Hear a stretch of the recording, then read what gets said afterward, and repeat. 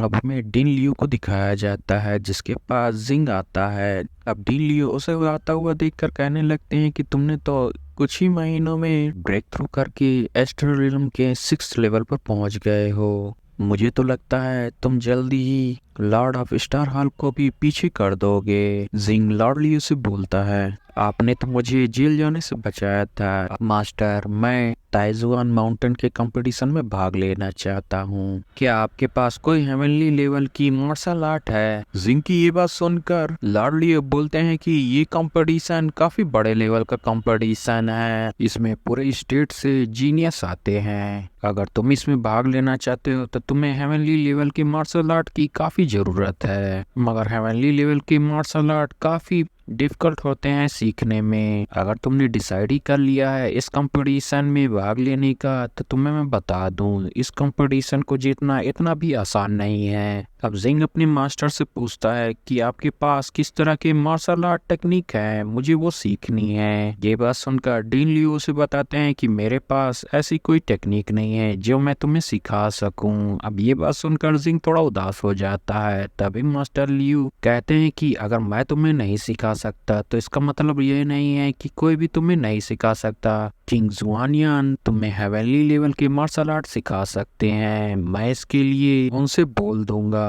अब ये बात सुनकर जिंग खुश हो जाता है और अगले दिन वो उनके पास पहुंच जाता है जहाँ किंग जुआन जिंग का इंतजार कर रहे होते हैं। अब किंग जुआन जिंग को देखकर कहते हैं कि मार्शल आर्ट का बेस ही फिजिकल स्ट्रेंथ होता है, मैं तुम्हें जो टेक्निक सिखाने वाला हूँ 7 स्टार स्वॉर्ड बॉडी है। जिंग ग्रीट करते हुए बोलता है, मैं इसके लिए तैयार हूँ। अब जुआन किंग जिंग को प्रैक्टिस कराने लगते हैं। अब कुछ ही दिनों में जिंग उस टेक्निक को सीख लेता है। तभी वहां पर एक स्पिरिचुअल बॉडी आती है जो कि जिंग के ऊपर अटैक कर देती है, मगर जिंग तुरंत ही उसके अटैक से बच जाता है। अब वो स्पिरिचुअल बॉडी जिंग के ऊपर प्रेशर लगा देती है जिसकी वजह से जिंग अपने घुटनों के बल आ जाता है। तभी वहां पर जुआंग आ जाता है जो जिंग के ऊपर के प्रेशर को खत्म करते हुए बोलता है कि जियांग जोंग तुम यहाँ पर क्या कर रहे हो? तो वो स्पिरिचुअल बॉडी में से बोलता है कि मैं तो यहाँ पर तुम्हारे डिसाइपल को चेक करने के लिए आया था, आखिर इसमें क्या क्वालिटी है जो किंग जुआन इसे पर्सनली ट्रेनिंग दे रहे हैं। तभी ये बात सुनकर जुआन किंग बोलता है, अगर तुम्हें ये चेक करना है तो तुम अपनी स्पिरिचुअल फॉर्म में क्यों आए हो? तुम अपनी ओरिजिनल बॉडी में भी आकर यहाँ पर देख सकते थे।